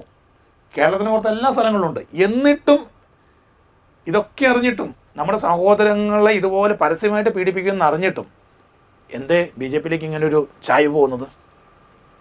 ഇന്നലെ വരെ ക്രൈസ്തവ സമൂഹത്തിന് വേണ്ടി കട്ടക്ക് നിന്ന PC ജോർജ് ആ ക്രൈസ്തവ സമൂഹത്തെ തള്ളിപ്പറഞ്ഞെന്ന് ഞാൻ പറയല, പക്ഷേ വിശ്വാസത്തെ തള്ളിപ്പറഞ്ഞുകൊണ്ട് അദ്ദേഹം അവിടെ പോയി നിൽക്കുന്നു. കാരണം പൂജ തുടങ്ങിയിട്ടാണ് നോമിനേഷൻ കൊടുക്കുന്നത്. മറ്റേ ഷോൺ ജോർജ് പോലും ശിവലിംഗത്തിൽ പാലാഭിഷേകം നടത്തുന്ന വീഡിയോസ് പുറത്ത് കിടക്കുന്നു. അപ്പോൾ ക്രൈസ്തവ വിശ്വാസത്തിൻ്റെ അടിസ്ഥാനങ്ങളെ മുഴുവൻ കളഞ്ഞുകൊണ്ട് പോലും NDA മുന്നണിയുടെ ഭാഗമാകാൻ തയ്യാറാകുന്നുണ്ട്. അതിനെ സപ്പോർട്ട് ചെയ്യാൻ ആളുകൾ വരുന്നു എന്നുള്ളത് നമ്മൾ നിസ്സാരമായിട്ട് നേരത്തേക്ക് നമ്മൾ ചർച്ച ചെയ്ത പല വിഷയങ്ങളിലുണ്ട്. അതായത് ഈ ഒരു മുസ്ലിംസ് അവരുടെ ഒരു രാഷ്ട്രം ആക്കാനായിട്ട് ശ്രദ്ധിക്കുന്നു, ഒരു മുസ്ലിം രാഷ്ട്രമാക്കാൻ നോക്കുന്നു. അവിടെ ക്രിസ്ത്യാനികളെ അവർ പിന്തള്ളുന്നു. ഇപ്പൊ ഈ നേരത്തെ പറഞ്ഞ EWS വിഷയങ്ങളിലല്ല, 80-20 അനുപാതികത്തിലൊക്കെ അവർ ഡൊമിനേറ്റ് ചെയ്തിരുന്നു. അത്തരത്തിൽ ക്രൈസ്തവർ ഇല്ലാണ്ടാവുന്നു. ആകെ ഇനി BJP മാത്രമേ നമുക്ക് ആശ്രയമുള്ളൂ. ബാക്കി രണ്ട് മുന്നണികളും അവരൊരു വോട്ട് ബാങ്ക് ആയതുകൊണ്ട് അവരുടെ പുറകെ പോകുന്നു. ക്രൈസ്തവൻ വോട്ട് ബാങ്ക് അല്ല, അതുകൊണ്ട് BJP മാത്രമേ ഉള്ളൂ. അത്തരത്തിലൊരു ചിന്താഗതി ആളുകളുള്ളിൽ ഉണ്ടാക്കുന്നത്. ഇത് BJP ഒരിക്കലും നമുക്ക് തൊട്ടുകൂടാത്ത ഒരു പാർട്ടിയല്ല എന്ന് ചില നമ്മുടെ ക്രൈസ്തവ സംഘടനകളടക്കം ചില സംഘടനകൾ അത്തരത്തിൽ ഉണ്ടാക്കി എടുക്കുന്നുണ്ട്. പിന്നെ അതോടൊപ്പം തന്നെ അത് കണ്ട് അറിഞ്ഞു തന്നെ ഇപ്പൊ നേരത്തെ പറഞ്ഞ BJP അവര് നല്ല തെരഞ്ഞെടുപ്പ്, കാരണം മോദി അല്ലെങ്കിൽ അമിത്ഷാ കൂട്ടുപോയിട്ട് വന്നതിന് ശേഷം അവർ ഇത് ശരിക്കും ഒരു ബിസിനസ് രീതി തന്നെയാണ് തെരഞ്ഞെടുപ്പിനെ അവർ ഫ്രെയിം ചെയ്യുന്നത്. അല്ലാണ്ട് അതിനു മുമ്പ് രാഷ്ട്രീയ പാർട്ടികൾ ചെയ്ത പോലെയല്ല. അത്തരത്തിൽ ഒരു ബിസിനസ് ഫ്രെയിം കേരളത്തിൽ നടക്കുന്നുണ്ട്. ഇപ്പൊ PC ജോർജും ഷോൺ ജോർജും അല്ലെങ്കിൽ അങ്ങനെ അത്തരത്തിൽ രാഷ്ട്രീയ നേതാക്കൾ നമുക്ക് വിടാം. അവരൊരിക്കലും പക്ഷെ അവരുടെ കാര്യം കൂടി, പേഴ്സണൽ കാര്യം കൂടി നോക്കുന്നതായിരിക്കും. പക്ഷെ ഇത്തരത്തിൽ ഈ ഒരു തെരഞ്ഞെടുപ്പിൽ ഇത്രമാത്രമാണ് ഈ പറഞ്ഞ പോലെ രാജീവ് ചന്ദ്രശേഖരന്റെ അടുത്ത് കഴിഞ്ഞ ദിവസം ഇന്നലെ അഘോരികൾ നമ്മൾ ഇതുവരെ ഒരിക്കലും ക്രൈസ്തവര് ഇതുവരെ ക്രൈസ്തവെന്നല്ല നമ്മൾ കേരളം കണ്ടിട്ടില്ല ഇത്തരത്തിലൊരു തെരഞ്ഞെടുപ്പ്. നമ്മൾ നോർത്ത് ഇന്ത്യയിലോ മറ്റു മേഖലയിലോ കണ്ടിട്ടുണ്ട് ഇതുപോലുള്ള ആളുകളൊക്കെ വന്നിട്ട്. പിന്നെ നേരത്തെ പറഞ്ഞ റോബിൻ രാധാകൃഷ്ണൻ, അദ്ദേഹം വടിവാളും പിടിച്ചുകൊണ്ട് തെരഞ്ഞെടുപ്പ്, നമ്മൾ അത്തരത്തിൽ തെരഞ്ഞെടുപ്പ് റാലികളൊക്കെ നോർത്ത് ഇന്ത്യയിൽ കാണുമ്പോൾ നമുക്ക് ഭയം തോന്നും. ഇവിടെ ക്രൈമാണ്, നമ്മുടെ രാജ്യത്തെ സംബന്ധിച്ചിട്ട് അത് ക്രൈമാണ്. അപ്പൊ അത്തരത്തിൽ ഒരു ഇതെടുത്ത് നടക്കുന്നു. ഇങ്ങനെ രീതിയിലേക്ക് തെരഞ്ഞെടുപ്പിനെ BJP മാറ്റാനായിട്ട് നോക്കുന്നുണ്ട്. ഇതിന്റെ ഇടയ്ക്കാണ് NDA മുന്നണിയിൽ നിന്ന് ക്രൈസ്തവരടക്കം, ഇപ്പോൾ ഞാൻ പറയുകയാണെങ്കിൽ ഇപ്പൊ ഈ ചാലക്കുടി മണ്ഡലം ചാർലി പോൾ അദ്ദേഹം ക്രൈസ്തവ സഭയിൽ നിൽക്കുന്നതാണ്. 2020 കഴിഞ്ഞ ഓക്കെ കുഴപ്പമില്ല. പക്ഷെ എങ്ങനെയാണ് അത് NDAയോട് ചേർന്ന് നിൽക്കുന്നത്? പിന്നെ അതോടൊപ്പം തന്നെ മൂവാറ്റുപുഴയിലെ സ്ഥാനാർത്ഥി കത്തോലിക്ക കോൺഗ്രസിന്റെ കോതമംഗലം രൂപത പ്രസിഡന്റാണ്. അദ്ദേഹം ശക്തമായിട്ട് പറഞ്ഞിരുന്നു. അപ്പൊ പക്ഷേ അതെല്ലാം ഈ ഒരു ക്രൈസ്തവ വോട്ടുകൾ പോകുവാനായിട്ട് അത് നമുക്ക് ക്രൈസ്തവ ചാൻസസ് ഉണ്ടോ? അത് സത്യം പറഞ്ഞ തെരഞ്ഞെടുപ്പ് കഴിയുമ്പോൾ നമുക്ക് അതിന്റെ റിസൾട്ട് വരുമ്പോഴേ അറിയാം. അവിടെയാണ് മുമ്പേ ചോദിച്ച ചോദ്യത്തിന് കൗണ്ടർ വരുന്നത്. ഇതൊക്കെ ജനം മനസ്സിലാക്കില്ലേ എന്ന് ചോദിക്കുമ്പോൾ തന്നെയാണ് ജനം അങ്ങോട്ട് പോകുന്നത്. ഇതെല്ലാം കണ്ടിട്ട് അതിന്റെ പുറകെയുള്ള വികാരം എന്താണ്? അവിടെ ഒരു പരിധിവരെ മുമ്പേ ഡിജോ പറഞ്ഞതുപോലെ ഒരു ഇസ്ലാമിക തീവ്രവാദത്തിനെതിരെയുള്ള ഒരു നിലപാട് സ്വീകരിച്ചുകൊണ്ട് പോകുന്നതായിരിക്കാം. പക്ഷേ യഥാർത്ഥ രാഷ്ട്രീയം ചർച്ച ചെയ്യുന്ന ഒരു വ്യക്തിയാണ് ഞാനെങ്കിൽ ഞാൻ ഒരിക്കലും ഒരു തീവ്രവാദത്തിന് ബദലായിട്ട് മറ്റൊരു തീവ്രവാദത്തെ അല്ല കൂട്ടുപിടിക്കേണ്ടത്. അതാണ് കാരണം രാഷ്ട്രീയമാണ് ചർച്ച ചെയ്യേണ്ടത്. ഇത് രാഷ്ട്രീയം ചർച്ച ചെയ്യാതെ തീവ്രവാദം വർഗീയതയും ചർച്ച ചെയ്ത് പോവാണ്. ഇത് അൾട്ടിമേറ്റ് ലോസ് ആർക്കായിരിക്കും അറിയോ? ക്രൈസ്തവ സമൂഹത്തിനാണ്. അതിനാണ് ഇപ്പൊ ഞാൻ ഈ പറഞ്ഞ പോലെ എല്ലാ പാർട്ടിക്കാരും നമ്മുടെ ക്രൈസ്തവന് ഒരു പാർട്ടി എന്ന് നോക്കാതെ മുന്നണി നോക്കാതെ ക്രൈസ്തവർക്ക് അവരുടെ ഒപ്പം നിൽക്കുന്ന മുന്നണികൾക്ക് വോട്ട് ചെയ്യുക അല്ലെങ്കിൽ അവരോടൊപ്പം നിൽക്കുക എന്നുള്ളതാണ്. പക്ഷേ പല കാര്യം ഒരു പാർട്ടി അല്ലെങ്കിൽ ഒരു മുന്നണി നമ്മൾ വിശ്വസിക്കുമ്പോൾ അവരുടെ പ്രവർത്തികൾ എന്താണ്, അവരുടെ ചെയ്തികൾ എന്താണ്? മറ്റേ രണ്ട് മുട്ടനാടുകൾ തമ്മിൽ കൂട്ടിയിടിക്കുമ്പോൾ ചോര കുടിക്കാൻ നിൽക്കുന്ന കുറുക്കനാണോ, ചിരിച്ചുകൊണ്ട് നിൽക്കുന്ന ഒരു കുറുക്കനാണോ അവരെന്ന് ചൂഴ്ന്നറിയാൻ ഓരോ ക്രൈസ്തവനും ഈ തിരഞ്ഞെടുപ്പിൽ ശ്രദ്ധിക്കണം എന്ന് തന്നെയാണ് എനിക്ക് പറയാനുള്ളത്. മഹാത്മാഗാന്ധിയുടെ ഒരു വാക്കുണ്ട്, ശക്തനായവർക്കും ദുർബലർക്കും ഒരേ അവസരം ലഭിക്കുന്നതാണ് രാഷ്ട്രീയം. രാഷ്ട്രീയം എന്ന് പറയുന്നത് സമഗ്ര വികസനമാണ് എന്നുള്ളത് മഹാത്മാഗാന്ധിയുടെ ഒരു വലിയൊരു വാക്കാണ്. അപ്പോൾ ഈ മൂന്ന് മുന്നണികളും ഇന്ന് ഇലക്ഷന്റെ ചൂടിൽ നിൽക്കുമ്പോൾ എത്രത്തോളം നമ്മുടെ രാഷ്ട്രത്തിന്റെയും നമ്മുടെ നാടിന്റെയും ഒക്കെ വികസനത്തിന് വേണ്ടി അവർ പ്രവർത്തിക്കുന്നു ഉള്ളത് നമ്മൾ ജസ്റ്റ് ഒന്ന് ചിന്തിക്കേണ്ട. പ്രവർത്തിക്കുന്നില്ല എന്ന് മാത്രമല്ല, അവരുടെ പ്രചരണങ്ങളിലും അവരുടെ പ്രസംഗങ്ങളിൽ പോലും അത് കടന്നു വരുന്നില്ല. അതിലും ഭീകരമായിട്ടാണ് ഇവിടെ വർഗീയത വരുന്നത്. ഇന്ന് വരെ കേരളത്തിൽ ചർച്ച ചെയ്യപ്പെട്ടിട്ടില്ലാത്ത രീതിയിലുള്ള ഒരു വർഗീയ പ്രചരണമാണ് ഈ പ്രാവശ്യത്തെ അസംബ്ലി ഇലക്ഷൻ നടക്കുന്നത് എന്നുള്ളത് പച്ചയാണ്. ഈ കഴിഞ്ഞ ത്രിതല പഞ്ചായത്ത് ഇലക്ഷൻ്റെ സമയത്ത് തിരുവനന്തപുരത്ത് BJPയുടെ സ്ഥാനാർത്ഥി കരമന ജയൻ, അവരുടെ കോർപ്പറേഷൻ മേയർ ആവാൻ വേണ്ടി ഉണ്ടായിരുന്ന അവസാനം വരെ ലിസ്റ്റ് ഉണ്ടായിരുന്ന മനുഷ്യനാണ്. അദ്ദേഹത്തിൻ്റെ വാർഡിൽ ആണ് ഞങ്ങളുടെ ഓഫീസ് ഉള്ളത്, നമ്മുടെ മിനിസ്ട്രിയുടെ ഓഫീസ് ഉള്ളത്. അവിടെ ഈ അനൗൺസ്മെൻറ്റ് വാഹനത്തിൽ വെച്ചിരുന്ന പാട്ടെന്താണെന്നറിയോ? നമുക്ക് നമ്മുടെ ആചാരങ്ങളും അനുഷ്ഠാനങ്ങളും സംരക്ഷിക്കേണ്ടേ, അതിന് BJP NDA, അതിന് NDA എന്ന് പറഞ്ഞിട്ട് പരസ്യമായിട്ട് വോട്ട് മേടിച്ചത്. ചില ബാൻഡുകൾ ഇപ്പോൾ വരുന്നുണ്ട്, ചില ബാൻഡുകളും ഇതേപോലെ തന്നെ പരസ്യമായിട്ട് ഈ പറഞ്ഞ പോലെ NDAക്ക് ഈ പറഞ്ഞ പോലെ ഗുരുവായൂര് നേരത്തെ പറഞ്ഞ B. ഗോപാലകൃഷ്ണൻ പറഞ്ഞത് ഗുരുവായൂര് പോലെ, പക്ഷെ അതിനെ ന്യായീകരിച്ചുകൊണ്ട് രാജീവ് ചന്ദ്രശേഖരൻ പറഞ്ഞു ഇപ്പൊ മറ്റ് സ്ഥലം വത്തിക്കാനിലോ അല്ലെങ്കിൽ അങ്ങനെ. ഇത് ഞാൻ ചോദിക്കുന്നത്, ഗുരുവായൂർ എന്ന് പറയുന്നത് ഒരു രാജ്യമല്ല, ഒരു സംസ്ഥാനം, അതൊരു മണ്ഡലമാണ്. അവിടെ ക്രൈസ്തവരുണ്ട്, മുസ്ലിംസ് ഉണ്ട്, ഹിന്ദുക്കളുണ്ട്. അപ്പൊ അവിടെ ഒരു ഗുരുവായൂർ പോലത്തെ ഒരു സ്ഥലത്ത് ഒരു ഹിന്ദു MLA വേണം എന്ന് ശാഠ്യം പിടിക്കാൻ ഈ ഗോപാലകൃഷ്ണനെ പോലെ അത്ര ആ ഒരു ചിന്തയിലേക്കൊക്കെ BJP കടന്നു പോകുന്നത്.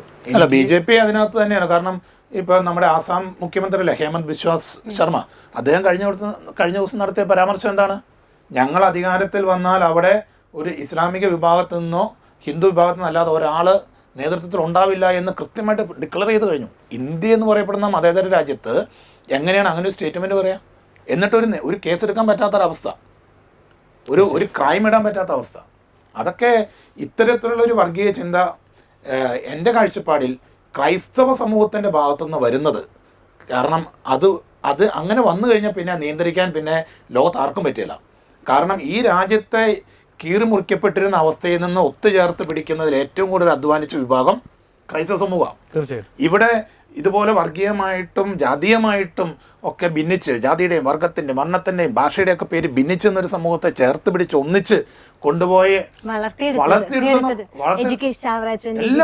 എല്ലാം എന്തിനാ ഒന്നിച്ച് ഒരു പന്തിയിലിരുന്ന് ഭക്ഷണം കഴിക്കാൻ പറ്റില്ലായിരുന്നു, ഒന്നിച്ചൊരു ബെഞ്ചിലിരുന്ന് വിദ്യാഭ്യാസം നേടാൻ പറ്റില്ലായിരുന്നു. ഇതിനെല്ലാം ഒന്നിച്ച് ചേർത്ത അതേ സമൂഹത്തിൻ്റെ കയ്യിൽ നിന്ന് തന്നെ ഒരു വിഭാഗീയ ചിന്ത വരുന്നതും വർഗീയ ചിന്ത വരുന്നതും ഈ രാജ്യത്തിനൊട്ടും ഭൂഷണമല്ല എന്ന് മാത്രമല്ല, നമ്മുടെ രാജ്യത്തെ അത് തകർച്ചയിലേക്ക് കൊണ്ടുപോകാനേ അത് ഉപയോഗിക്കുള്ളൂ. തീർച്ചയായിട്ടും അങ്ങനെ നോക്കുകയാണെങ്കിൽ ഇപ്പോൾ പലപ്പോഴും കോൺഗ്രസ് എത്ര വർഷം രാജ്യം ഭരിച്ചതാണ്. നിലവിൽ ഒരുപാട് ഇത്തരത്തിലൊരു വർഗീയ ധ്രുവീകരണം ഈ കുറച്ച് നാളുകളായിട്ടാണ് കൂടുതൽ വരുന്നത്. അപ്പോൾ രാജ്യം ഉണ്ടായ സമയം മുതൽ കോൺഗ്രസ് ഭരിച്ച ആ ഒരു ഭാരതം അത് വെച്ച് നോക്കുമ്പോൾ അവർ മതേതരത്വം കാത്തുസൂക്ഷിക്കാൻ കോൺഗ്രസ് ശ്രമിച്ചിട്ടുണ്ട്. തീർച്ചയായിട്ടും. പക്ഷെ അതിനെ നന്നായിട്ട് ഇസ്ലാമിക പ്രസ്ഥാനങ്ങൾ അതിനെ ചൂഷണം ചെയ്തത് മനസ്സിലാക്കാൻ കോൺഗ്രസ് നേതൃത്വത്തിന് പറ്റിയില്ല എന്നുള്ളത് അതും ഒരു പരാജയമാണ്. അതുകൊണ്ടാണല്ലോ ഇന്നിപ്പോ ഈ ഒരു അവസ്ഥയിൽ വന്ന് ഇവിടെ നിൽക്കേണ്ടത്. അതാണ് ഇന്നത്തെ തകർച്ചയ്ക്ക് കാരണം. അതിനൊരു അല്പം വിഷൻ അവർക്കുണ്ടായിരുന്നെങ്കിൽ ഇന്ന് ഇന്ത്യ ഈ പറയുന്ന അവസ്ഥ വരില്ലായിരുന്നു. മാത്രമല്ല BJPക്ക് ഒരിക്കലും ഇതുപോലെ എത്താനും പറ്റില്ലായിരുന്നു. തീർച്ചയായിട്ടും എത്താനും പറ്റില്ല. എന്തായാലും നിലവിലെ അവസ്ഥയിൽ കേരളത്തിലെ 3 മുന്നണികൾക്കും അല്ലേ തീർച്ചയായും എന്തായാലും BJP അക്കൗണ്ട് തുറക്കുമെന്ന് തന്നെയാണോ പറയുന്നത്? BJP അക്കൗണ്ട് തുറക്കാൻ അല്ലെങ്കിൽ അതുപോലെ കോൺഗ്രസും CPM കൂടെ എന്തെങ്കിലും മുമ്പേ പറഞ്ഞ പോലത്തെ ഡീൽ ഉണ്ടാവണം. അതല്ലെങ്കിൽ BJP അക്കൗണ്ട് തുറക്കും, ഉറപ്പായിട്ട് തുറക്കും. അനിൽ എന്താ പറയുക? BJP അക്കൗണ്ട് തുറക്കും തന്നെയാണ്. എന്തായാലും നമ്മളിപ്പോ ഇത്രയും കാര്യങ്ങൾ ചർച്ച ചെയ്തു. ഭരണം ആർക്ക് കിട്ടുമെന്നുള്ള മാത്രം ഒരു തൂക്ക് നിൽക്കുന്നു എന്ന് പറഞ്ഞ ഒരു മൃഗീയ ഭൂരിപക്ഷത്തിലേക്ക് വരുന്നുണ്ട്. ഇപ്പൊ കഴിഞ്ഞ ഉമ്മൻചാണ്ടി സർക്കാരിന്റെ നമുക്കറിയാം 4 സീറ്റിനായിരുന്നു ഭരിച്ചുകൊണ്ടിരുന്ന 5 വർഷം. അത് അദ്ദേഹത്തിന്റെ കഴിവ്. ഇന്നാണെങ്കിൽ ആർക്കും ഒരു 4 സീറ്റിന് പറ്റില്ല, 5 വർഷം പൂർത്തീകരിക്കാൻ പറ്റില്ല. ഉമ്മൻചാണ്ടി ആയതുകൊണ്ട് മാത്രമാണ് അദ്ദേഹം ആ 4 സീറ്റിൽ പൂർത്തീകരിച്ചത്, 5 വർഷം അദ്ദേഹം പൂർത്തീകരിച്ചത്. പക്ഷെ ഇന്ന് അങ്ങനെ ഒരു അവസ്ഥയിലേക്ക് വരികയാണെങ്കിൽ ഇപ്പോൾ BJPക്ക് 2 or 3 സീറ്റ് കിട്ടുകയാണെങ്കിൽ കൂടി ഒരു തൂക്ക് വരാണെങ്കിൽ തന്നെയായാലും ഈ BJPയിലേക്ക് അല്ലെങ്കിൽ NDA മുന്നണിയുടെ ഹെൽപ്പിലേക്ക് ഒരു പോകേണ്ടി വരുമോ എന്നുള്ളത് കൂടി ചിന്തിക്കണം. എങ്ങനെ വരും എന്നുള്ളത് അത് എന്തെങ്കിലും തെരഞ്ഞെടുപ്പ് കഴിയുമ്പോൾ നമുക്ക് കാണാം. കാരണം ചിലര് തൂക്ക് പ്രവചിക്കുന്നു. 67, 69 ആ റേഞ്ചിൽ രണ്ടുപേരും നിൽക്കുന്നു. ഒപ്പം നല്ലൊരു ഭൂരിപക്ഷം ഏതെങ്കിലും ഒരു മുന്നണിക്ക് ഇല്ലെങ്കിൽ BJP വോട്ട് ഷെയറിന്റെ കാര്യത്തിൽ മുന്നേറ്റം ഉണ്ടാക്കും എന്നുള്ള കാര്യത്തിൽ യാതൊരു തർക്കവുമില്ല. മണ്ഡലങ്ങളിൽ പറയുന്ന പോലെ 15-30 ഒക്കെ സുരേഷ് ഗോപി കഴിഞ്ഞ ദിവസം 35 എന്ന് പറയുന്നത് കേട്ടു. അതിലേക്കൊന്നും എത്തിയില്ലെങ്കിലും ഉറപ്പായിട്ട് അവർ ഇപ്രാവശ്യം അക്കൗണ്ട് തുറക്കും എന്നുള്ള കാര്യം തർക്കമൊന്നുമില്ല. 5 താഴെ അല്ലേ, ഒരു 2 to 6 എന്നൊക്കെയുള്ളതാണ് എൻ്റെയൊക്കെ ഒരു കാഴ്ചപ്പാട്. അതിലേക്ക് എത്തപ്പെടാൻ സാധ്യതയുണ്ട്. പിന്നെ കോൺഗ്രസ് പറയുന്ന പോലെ സതീശൻ പറഞ്ഞതുപോലെ 100-110 സീറ്റിലേക്കൊന്നും കോൺഗ്രസിന് ഇപ്പോഴത്തെ ഒരു സാഹചര്യത്തിൽ നല്ലൊരു ട്രെൻഡ് ഉണ്ടായിരുന്നു, അതിനെ നഷ്ടപ്പെടുത്തിയെന്ന് മാത്രമേ ഉള്ളൂ. അതുകൊണ്ട് അതും പറയാൻ വേണ്ടി പറ്റില്ല. തീർച്ചയായിട്ടും അത് എനിക്ക് തോന്നുന്നു VD സതീശ് ഈ ജനങ്ങൾ ആഗ്രഹിക്കുന്നുണ്ട്. ഇപ്പോൾ പിണറായി കേന്ദ്രത്തിൽ BJP മോദി എന്നൊരൊറ്റ മുഖമുള്ളൂ. അതോടൊപ്പം തന്നെ ഇപ്പൊ കേരളത്തിൽ അതേ സ്ട്രാറ്റജി അല്ലെങ്കിൽ BJP എന്ത് ചെയ്യുന്നു അത് തന്നെയാണ് കേരളത്തിൽ കഴിഞ്ഞ 10 വർഷമായിട്ട് CPM ചെയ്യുന്നത്. അവർ ചെയ്യുന്ന ശൈലി, അവർ ചെയ്യുന്ന മൂവ്മെന്റ്സ്, ഭരണത്തിന്റെ പിടിച്ചു വെക്കാനുള്ള കാര്യങ്ങളെല്ലാം CPM ചെയ്യുന്നുണ്ട്. അത് പിണറായി ഇതിനു മുമ്പ് ഇപ്പൊ VS അച്യുതാനന്ദൻ ആയിരുന്നപ്പോഴോ അല്ലെങ്കിൽ അതിനു മുമ്പ് അവർ ചെയ്യുന്ന രാഷ്ട്രീയ പാരമ്പര്യമല്ല. അല്ലെങ്കിൽ പണ്ട് ഇപ്പൊ ഈ പറഞ്ഞ പോലെ വാജ്പേയി ആയിരുന്നപ്പോ സമയത്തോ അല്ലെങ്കിൽ മൻമോഹൻ അങ്ങനെയുള്ളവര് ഭരിച്ചിരുന്നപ്പോ BJPയും കോൺഗ്രസും എങ്ങനെയായിരുന്നു? ഒരു 2 ചേരിയിലായിരുന്നെങ്കിലും പരസ്പര ബഹുമാനം ഉണ്ടായിരുന്നു, കൊടുക്കേണ്ട. അതായത് പ്രതിപക്ഷ നേതാവാണെങ്കിൽ അദ്ദേഹത്തിന് കൊടുക്കേണ്ട. പക്ഷെ അതിൽ നിന്നെല്ലാം വിട്ടുമാറി ഒരു 1 man ഷോ അല്ലെങ്കിൽ 1 പാർട്ടി ആ ലെവലിലേക്ക് കേന്ദ്രത്തിൽ പോന്നു. കേരളവും അതേപോലെ കോപ്പി അടിച്ചു എന്ന് തന്നെ പറയാം. അല്ല, ഇവിടെ കോൺഗ്രസിനെ പറ്റിയ പരാജയം അതാണ്. ഇപ്പം സതീശൻ 2-3 വിജയങ്ങളെ നേതൃത്വം എടുത്ത് മര്യാദയ്ക്ക് അതിനെ പാർട്ടിയെ കൊണ്ടുവന്നെടുത്ത് കയറി പല നേതൃത്വങ്ങൾ പെട്ടെന്ന് അധികാരം കിട്ടുമെന്ന് വന്നപ്പോഴേക്കും എനിക്ക് CM ആകണം, എനിക്ക് എന്താണ് ക്യാബിനറ്റ് വേണം എന്നൊരു ചിന്തയിലേക്ക് വന്നപ്പോൾ ഈ അടിയുണ്ടായത്. തീർച്ചയായിട്ടും ഈ കണ്ണൂരുണ്ടായിരുന്ന ആ ഒരു തീരുമാനം അതാ ഒറ്റ ദിവസം സാറ് പറഞ്ഞ പോലെ 2-3 മണിക്കൂറിനുള്ളിൽ ഹൈക്കമാൻഡ് എടുക്കണമായിരുന്നു ഈ വിഷയം. അതുപോലെ തന്നെ ഒരാൾക്ക് ഇപ്പോ ചെന്നിത്തല സംബന്ധിച്ചോളം അദ്ദേഹം നല്ലൊരു നേതാവാണ്, പക്ഷേ അദ്ദേഹത്തിന് ഒരു ചാൻസ് ഉണ്ടായിരുന്നു കഴിഞ്ഞ 5 വർഷം പ്രതിപക്ഷത്തിരുന്ന അദ്ദേഹത്തിന് പാർട്ടിയെ കൊണ്ടുവരാൻ ചാൻസ് ഉണ്ടായിരുന്നു. പക്ഷെ അദ്ദേഹം അത് കളഞ്ഞു വിളിച്ചെങ്കിൽ പുതിയതായിട്ട് ഇപ്പോൾ പ്രതിപക്ഷത്ത് നിൽക്കുന്ന അദ്ദേഹത്തിലേക്ക് കൊടുക്കണമായിരുന്നു പാർട്ടിയെ കൊണ്ടുവരാൻ. പക്ഷെ അത് ഹൈക്കമാൻഡ് ഒരു എന്താ പറയാ ഒരു നിർദ്ദേശം കൊടുക്കാതെ ജനങ്ങളാ കൺഫ്യൂഷൻ. ഇവരെ ഞങ്ങൾ ഭരിപ്പിച്ചു കഴിഞ്ഞാൽ ഇവരിൽ ആര് മുഖ്യമന്ത്രിയാവും, എന്തൊക്കെ സംഭവിക്കും ജനങ്ങൾക്ക് അറിയില്ല. ജനങ്ങൾക്കും ഇപ്പൊ കൺഫ്യൂഷൻസ് ആണ്. അത് ഇല്ലാതാക്കാൻ ഹൈക്കമാൻഡ് നോക്കണമായിരുന്നു. LDF നോക്കുമ്പോൾ LDF നോക്കുമ്പോൾ ഒരേ ഒരു ഭാഗം, കാരണം ആൾക്കാർ നോക്കുന്നതും ഈവൻ ഞങ്ങളുടെ നേതാവ് പിന്നെ ഈവൻ ഇവിടുത്തെ ഇൻഡസ്ട്രീസ് അല്ലെങ്കിൽ അങ്ങനെയുള്ള കാര്യങ്ങൾ നോക്കുമ്പോൾ ഒരു സ്റ്റേബിൾ ആയിട്ടുള്ള ഒരു സർക്കാരാണ് ഭരണമാണ് നോക്കുന്നത്. ഒരു നേതാവിന്റെ കീഴിൽ സ്റ്റേബിൾ ആയിട്ട് പോവുക എന്നുള്ളതാണ്. ആടിയൊലയെന്ന് ഒന്നിനോട് അവർക്ക് താല്പര്യമില്ല. ഇപ്പൊ കോൺഗ്രസ്, ഞാൻ അവസാനമായിട്ട് പറയാൻ ആഗ്രഹിക്കുന്നത്, കോൺഗ്രസ് ഏറ്റവും എണ്ണയിട്ട മിഷൻ പോലെ വർക്ക് ചെയ്തൊരു ഇതാണ് നിലമ്പൂർ ഉപതെരഞ്ഞെടുപ്പ്. അവിടെ VD സതീശനും ആ യുവ ടീമും യങ് കമാൻഡോസും കൂടെ ഇറങ്ങി കളിച്ച കളി, ചാണ്ടി ഉമ്മൻ, ഷാഫി, രാഹുൽ, VS ജോയി ഇതുപോലുള്ള ആളുകൾ അങ്ങ് ഇറങ്ങി കളിച്ച്, അബിൻ വർക്ക്, ഇങ്ങനെയുള്ള വലിയൊരു ടീമുണ്ടല്ലോ, അവരിറങ്ങി കളിച്ചുണ്ടാക്കിയ ഒരു ഇമ്പാക്റ്റ് ഉണ്ടല്ലോ. ആ ഇമ്പാക്റ്റ് ചിലപ്പോൾ സതീഷിൻ്റെ കയ്യിലേക്ക് മുഴുവൻ സ്റ്റിയറിങ്ങും കൊടുത്തിരുന്നെങ്കിൽ കേരളത്തിലെ അസംബ്ലിയിൽ ഈ പറയുന്ന ഒരു ചർച്ചയ്ക്ക് പ്രസക്തി ഉണ്ടാവില്ലായിരുന്നു. തീർച്ചയായിട്ടും ഇത് തന്നെ ഒരു പ്രശ്നം. കാരണം ഉപതെരഞ്ഞെടുപ്പുകളിൽ ജയിക്കണം എന്ന് മാത്രമേ ഉള്ളൂ, കാരണം ആര് മുഖ്യമന്ത്രിയാവുന്ന ചിന്ത വരുന്നില്ല. അതുകൊണ്ട് കോൺഗ്രസ് ഒന്നിച്ചു ചേരുന്നു. പക്ഷെ ഇവിടെ എന്ന് പറയുമ്പോൾ ആര് മുഖ്യമന്ത്രി, അല്ലെങ്കിൽ അതുകൊണ്ട് ഞങ്ങളുടെ MLA കൂടുതൽ, എൻ്റെ കൂട്ടിൽ ആ ഒരു ചിന്ത വരുന്നു. ഉപതെരഞ്ഞെടുപ്പിൽ അങ്ങനെ ഇല്ലല്ലോ, ജയിച്ചാലും തോറ്റാലും അവർ തന്നെ ഭരണം അടുത്ത 2 വർഷത്തേക്ക് അല്ലെങ്കിൽ 1 വർഷത്തേക്ക് എന്ന ചിന്തയുണ്ട്. പക്ഷെ ഇവിടെ അങ്ങനെയല്ല. അതന്നെ ഈ ഒരു അധികാരമോഹമാണ്. എങ്കിലും കോൺഗ്രസ്സുകാർ പറയുന്നു ഞങ്ങളുടെ പാർട്ടി ജനാധിപത്യ പാർട്ടിയാണ്, ഒരാൾ തീരുമാനിക്കുന്ന കാര്യങ്ങളല്ല. പക്ഷെ എത്രത്തോളം ജനാധിപത്യം ഒരാൾ തീരുമാനിക്കുന്ന ജനങ്ങളുടെ മനസ്സിൽ എത്രത്തോളം ഉണ്ടെന്ന് നോക്കണം. എന്തായാലും എനിക്ക് തോന്നുന്നു കൺക്ലൂഡ് ചെയ്യാൻ തോന്നുന്നു ഏകദേശം ഈ ഒരു ഫസ്റ്റ് പ്രൈസ് ആയിട്ടുള്ളൂ. ഇനിയിപ്പോ ഒരു 2 ആഴ്ച കഷ്ടിച്ച് കിടക്കുന്നു.